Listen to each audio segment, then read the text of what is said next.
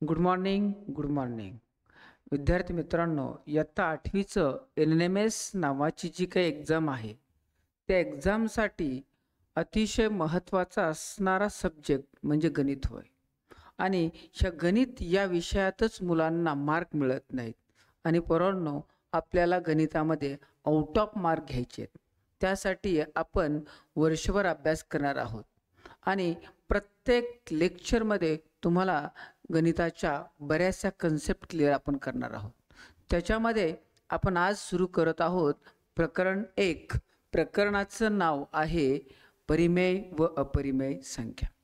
खरोखर जर NMS परीक्षेमध्ये जर तुम्हाला आउट ऑफ मार्क घ्यायचे असेल आणि ती स्कॉलरशिप जर मिळवायची असेल तर नक्कीच मॅथमॅटिक्सलाही खूप तुम्हाला वेळ द्यावा लागेल. आणि जर तुम्ही एवढे लेक्चर जर केले तर 100% तुम्हाला आउट ऑफ मार्क मिळणारच आहेत, ह्याच्यात शंका नाही आहे.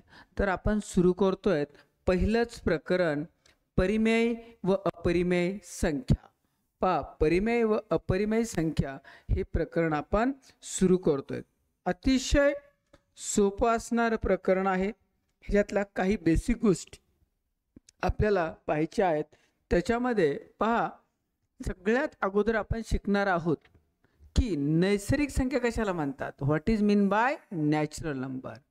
नैसर्गिक संख्यांनाच पोरांनो नॅचरल नंबर म्हणतात. आणि वर्गामध्ये तुम्ही हे शिकलात. नॅचरल नंबरलाच दुसरं नाव आहे काउंटिंग नंबर्स. काउंटिंग नंबरची सुरुवात कुठून होते रे? तुम्हाला माहिती आहे, काउंटिंग नंबरची सुरुवात ही 1 पासून होते. सगळ्यात पहिल्यांदा आपण शिकतोय नैसर्गिक संख्या. कोणत्या संख्या? नैसर्गिक संख्या. नैसर्गिक संख्या आपण शिकणार आहेत. नैसर्गिक संख्या. आता नैसर्गिक संख्या कोणत्या अक्षराने दाखवतात तर कॅपिटल N. कॅपिटल Nच का रे बेट्यांनो? कारण नैसर्गिक संख्याला आपण नॅचरल नंबर म्हणतो आणि नॅचरल नंबरचं पहिलं अक्षर N आहे, म्हणून आपण कॅपिटल N ने डिनोट करतो. त्याच्यानंतर पोरांनो, तुम्हाला एक माहिती आहे, वर्गात शिक्षक आल्यानंतर हजेरीची सुरुवात कुठून करतात? 1 2 3. म्हणजे काउंटिंग सुरुवात कुठून करतात? 1 2 3 पासून. म्हणजेच नैसर्गिक संख्या ज्या आहेत त्या आहेत 1, त्याच्या पुढची आहे 2, नंतर 3, नेक्स्ट 4 अप टू इन्फिनाइट. अनंत. ह्या नैसर्गिक संख्या आहेत. सर्वात लहान नैसर्गिक संख्या कोणती रे? तर सर्वात लहान नैसर्गिक संख्या आहे 1. आणि सर्वात मोठी नैसर्गिक संख्या सांगता येत नाही. सर्वात मोठी नैसर्गिक संख्या आपण सांगू शकतच नाही, हे लक्षात ठेवा. प्रश्न विचारला जातो परीक्षेला, सर्वात लहान नैसर्गिक संख्या कोणती? तर सर्वात लहान नैसर्गिक संख्या आहे 1. लक्षात ठेवा. आता नैसर्गिक संख्या झाल्यानंतर पुढचा संख्याचा समूह तयार होतो, त्याला आपण पूर्ण संख्या म्हणतो. काय? पूर्ण संख्या. नैसर्गिक संख्याच्या पुढची स्टेप पूर्ण संख्या. इंग्रजीमध्ये त्याला होल नंबर्स म्हणतात. कोणते नंबर? Hole numbers. नैसर्गिक संख्यालाच इंग्रजीमध्ये काय म्हणतात? Whole numbers. आता पूर्ण संख्या कोणत्या आहेत? पूर्ण संख्या. पूर्ण संख्याचा समूह कोणता आहे ते आपण पाहणार आहेत बेटांनो. आणि पूर्ण संख्या समूह हा कॅपिटल W न दाखवतात. का? तर पूर्ण संख्यांनाच इंग्रजीमध्ये होल नंबर म्हणतात आणि मग त्याचं पहिलं अक्षर W. मग ह्याची सुरुवात कुठून होते? ह्याची सुरुवात होते 0 पासून. नंतर नेक्स्ट 1, पुढचा 2 3 4 आणि कुठपर्यंत? अनंतपर्यंत. तुम्ही म्हणता सर ह्याच्यामध्ये नॅचरल नंबर आलेत, नैसर्गिक संख्या आल्यात 1 2 3 4. ह्या नैसर्गिक संख्या आहेत. ह्या कोणत्या संख्या आहेत? नैसर्गिक संख्या. नक्कीच पूर्ण संख्यामध्ये नैसर्गिक संख्या सुद्धा समावेश असतोच. पहा 1 2 3 4 हे आहेत आणि परत त्याच्यामध्ये एक नंबर ॲड होतो, तो म्हणजे 0. आणि मग 0 1 2 3 4 आणि अनंतपर्यंत ह्या ज्या संख्या आहेत ह्यांना पूर्ण संख्या असं म्हणतात. आणि तुम्हाला विचारलं तर सर्वात लहान पूर्ण संख्या कोणती? तर सर्वात लहान पूर्ण संख्या कोणती आहे? 0 म्हणजे 0 ही सर्वात लहान पूर्ण संख्या आहे. आणि सर्वात मोठी पूर्ण संख्या कोणती आहे? तर ती सांगता येत नाही बेटा, ती तुम्हाला सांगता येणार नाही, हे फायनल आहे. समजलं? जर समजलं असेल तर यस कमेंटमध्ये टाका, म्हणजे मला लक्षात येईल की तुम्हाला शिकवलेलं समजतंय. चला बरं, यस कमेंट टाका. त्याच्यानंतर पुढचा संख्याचा प्रकार आहे पूर्णांक संख्या. कोणता संख्या समूह? पूर्णांक संख्या. आणि पूर्णांक संख्यालाच काय म्हणतात इंग्रजीत? तर इंग्रजीत त्याला म्हणतात इंटिजर. काय म्हटलं जातं? इंटिजर. इंटिजर येते लक्षात. त्याच्यानंतर पूर्णांक संख्या. आपण स्टेप बाय स्टेप सगळ्या संख्या समूह पाहणार आहोत. अतिशय महत्त्वाची कन्सेप्ट आहेत ह्या. पूर्णांक संख्या आणि पूर्णांक संख्या कोणत्या अक्षराने दाखवतात? तर पूर्णांक संख्या कॅपिटल आय ने दाखवतात. समजलं असेल तर यस कमेंट टाका. चला पटपट सगळ्यांनी यस कमेंट टाकायची बेटांनो. चला, तर मास्तरलाही शिकवायला जरा मजा येईल. तुम्हाला समजलं तर मास्तरला शिकवायला वर्गामध्ये मजा येते. तसं यस कमेंट टाका. चला, म्हणजे मास्तरला वाटेल की तुम्हाला शिकवलेलं समजतंय. पहा आता मग पूर्णांक संख्या समूहामध्ये कोणत्या संख्या येतात? तर ह्या ज्या नैसर्गिक संख्या आहेत, 1 कॅपिटल 2 नंतर 1 2 3 4 ह्या अनंत पर्यंत. त्याच्यानंतर 0 ॲड होते. त्याच्यानंतर पहा ह्या निगेटिव्ह संख्या. पहा निगेटिव्ह संख्या आणि कुठपर्यंत निगेटिव्ह संख्या? तर ह्या अनंतपर्यंत ह्या जो संख्या असा समूह असतो त्यालाच पूर्णांक संख्या म्हणतात. मग पहा बरं, मग पूर्णांक संख्यामध्ये कशा कशा समावेश होतो? 0 आहे, 1 आहे, 2 आहे, 3 आहे आणि कुठपर्यंत? अनंत. तसंच 0 पेक्षा लहान म्हणजे -1 -2 -3 -4 कुठपर्यंत? अनंतपर्यंत. हे जे संख्या समूह असतात ह्यांनाच म्हटलं जातं पूर्णांक संख्या. लक्षात येतंय? पूर्णांक संख्या. मग पूर्णांक संख्यामध्ये नैसर्गिक संख्या येतात का? यस. पूर्णांक संख्या ज्या आहेत त्याच्यामध्ये 1 2 3 4 म्हणजे सर्व नैसर्गिक संख्यांचा समावेश कशात होतो? पूर्णांक संख्यामध्ये. परत सर्व पूर्ण संख्यांचा समावेश सुद्धा कशात होतो? नैसर्गिक संख्या कशात? पूर्णांक संख्यामध्ये. मग पूर्णांक संख्या कशा असतात? पूर्णांक संख्या धनही असतात, पूर्णांक संख्या ऋणही असतात आणि शून्य आहे. मग शून्याला कोणतं चिन्ह असतं? शून्याला प्लस मायनस असं कोणतंही चिन्ह नसतं. शून्याला धनही चिन्ह नसतं बेटांनो आणि ऋणही चिन्ह नसतं. लक्षात ठेवा.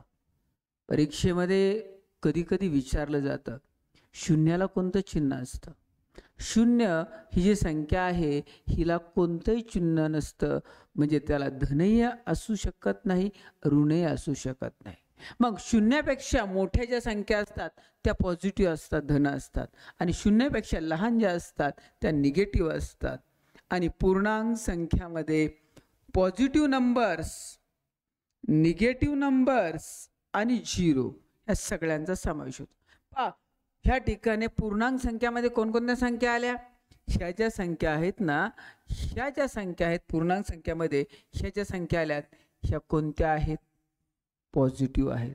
धन संख्या आहेत. कोणत्या आहेत? ह्या धन आहेत. आणि बघा ह्या धन आहेत आणि ह्या पहा हे काय आहेत? ऋण आहेत. आणि शून्याला कोणतं चिन्ह आहे? तर शून्याला कोणते चिन्ह नसतं. मग एक परीक्षेत प्रश्न येऊ शकतो. कस काय? तर कोणता प्रश्न येईल की सर्वात लहान पूर्णांक संख्या सांगा. सांगता येणार आहे का रे? -2, -3, -4 सर्वात लहान पूर्णांक संख्या सांगता येणार नाही. सर्वात मोठी पूर्णांक संख्या सांगता येणार नाही. पण असा जर प्रश्न विचारला तर असा विचारला तर कसा? सर्वात लहान धन पूर्णांक संख्या कोणती? सर्वात लहान धन पूर्णांक संख्या कोणती आहे रे? 1. का? कारण लक्षात पहा, तुम्हाला दिसतंय सर्वात लहान धन पूर्णांक संख्या कोणती? 1 आहे. सर्वात लहान आहे ही. आणि सर्वात मोठी ऋण पूर्णांक संख्या कोणती आहे? -1. -1 ही आहे. आणि आता ह्या 3 गोष्टी समजल्यानंतर आपल्याला वळायचंय परत परिमेय संख्या. कुणाकडे वळायचंय?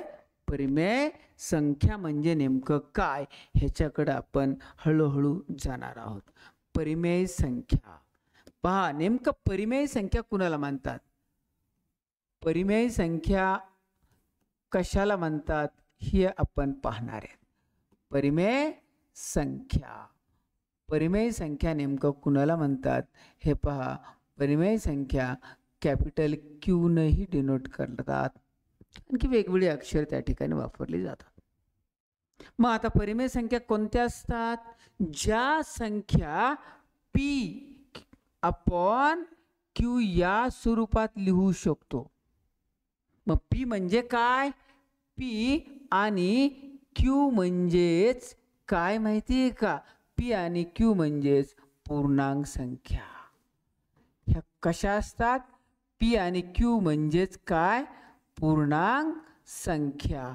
पण ह्याच्यासाठी एक गोष्ट आणखी महत्वाची आहे की परिमेय संख्येमध्ये क्यू नॉट इक्वल टू 0 म्हणजेच छेद 0 नसतो.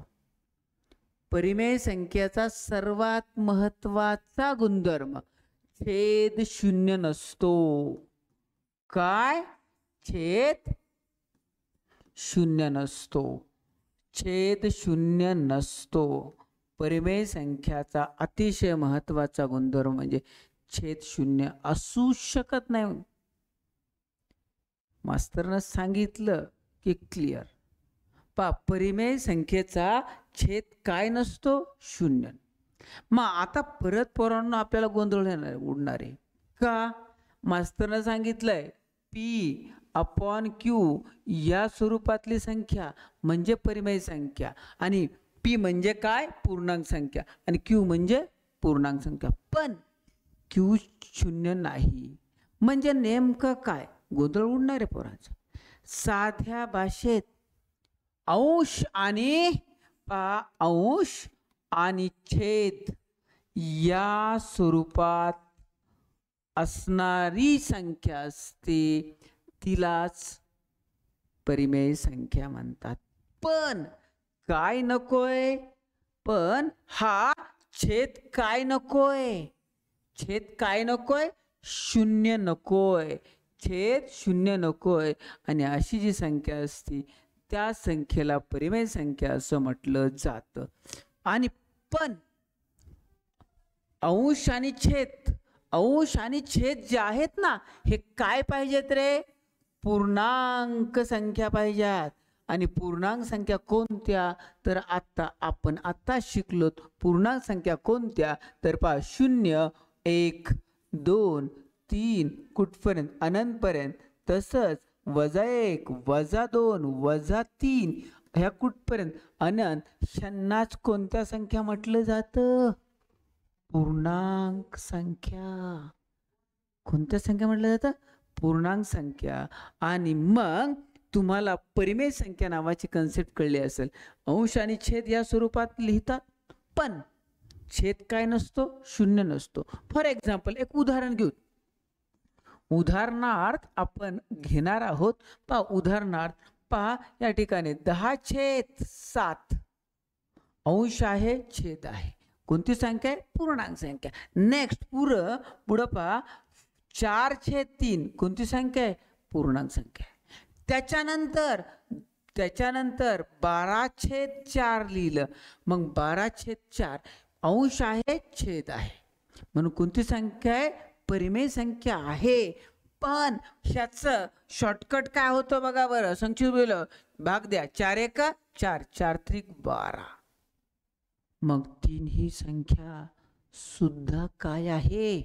परिमेय संख्या आहे. मग सर ह्याला अंश कुठं आहे? अरे तुम्ही शिकलात पहिल्यापासून, ज्या संख्येचा अंश ह्याला छेद कुठे आहे? ह्याला कुठं आहे? छेद कुठं आहे? पण तुम्हाला एक माहिती आहे, कोणत्याही संख्येचा छेद डिनॉमिनेटर 1 असतोच. म्हणजे फक्त 5 हे जर ही संख्या लिहिली तर ही परिमेय आहे का? यस. सर ह्याला छेद नाहीये. अरे ह्याला छेद नाहीये, पण लक्षात ठेवा कोणत्याही संख्येला छेद नसेल तर त्याचा छेद किती असतो? 1 असतोच. मग हा अंश आणि हा छेद, म्हणून ह्या P छेद Q या स्वरूपात येणाऱ्या प्रत्येक संख्येला परिमेय संख्या असं म्हटलं जातं. बरंही झालं. ओके, हे झाल्या परिमेय संख्या. मग आता तुम्ही म्हणता या ठिकाणी 15 एक मिनिट पेन चेंज करतोय. पहा या ठिकाणी अशा पद्धतीने ही आहे 12/3. म्हणजे उत्तर किती आलं रे? 4. परिमेय संख्या आहे. त्याच्यानंतर पहा इथं पहा या ठिकाणी 15/2 अंश आहे, छेद आहे. भाग द्या बरं, काय होईल? 2 2 14. उरले किती? परत 1 उरला. बाहेरून 0 घेतला, इथं दशांश दिला, म्हणजे 2 पंचे 10. मग हा डेसिमल फॉर्म मध्ये आलं आणि मग ही परिमेय संख्या आहे का? Yes, is the rational number. ही सुद्धा परिमेय संख्या आहे. म्हणजे डेसिमल फॉर्म मधली संख्या परिमेय संख्या असते का? असते. मग नेक्स्ट 1.2 परिमेय संख्या आहे किंवा 7.25678. ओके, ही परिमेय संख्या आहे का? आहे.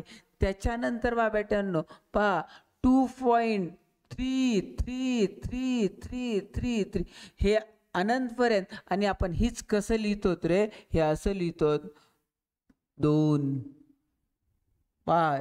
दशांश 3च्या डोक्यावर टिंब देतो. म्हणजे 3 हा अंक किती वेळेस रिपीटेशन आहे, आवर्ती आहे. आणि मग आवर्ती आहे तरीही ही सुद्धा कोणती संख्या आहे? परिमेय संख्या आहे. ह्या सगळ्या संख्या परिमेय आहेत. मग तुम्हाला विचारलं 3.14 परिमेय संख्या आहे का? यस, परिमेय संख्या आहे. 22/7 परिमेय संख्या आहे का? आहे. ह्या सगळ्या संख्या ज्या आहेत त्या परिमेय आहेत. एक लक्षात ठेवा. तुम्हाला परिमेय संख्या समजल्या का? समजला का सांगा. इथपर्यंत कळलं असेल तर आपल्याला पुढे जायचंय. इथपर्यंत कळलं असेल तर आपल्याला नेक्स्ट पुढे जायचंय. पहा त्याच्यानंतर आपण नेक्स्ट पुढे जाणार आहोत. परिमेय संख्या नेमकं काय? इथपर्यंत कळलं असेल तर बघा. चला सगळ्यांनी कमेंट मध्ये यस टाका. पटपट पटपट. परिमेय संख्या कशाला म्हणतात हे समजलं पाहिजे तुम्हाला. चला पटपट यस करा. चला बरं पटपट यस पाहिजे. सगळ्यांचं उत्तर पटपट मला पाहिजे. चला कमेंट मध्ये यस. आता नेक्स्ट आपण पाहणार आहेत पहा त्याच्यामध्ये परिमेय संख्येचे दशांश रूप. परिमेय संख्येचे दशांश रूप. पहा परिमेय संख्येचे दशांश रूप कशा पद्धतीने आहे हे आपल्याला शिकायचंय. परिमेय पहा, परिमेय संख्येचे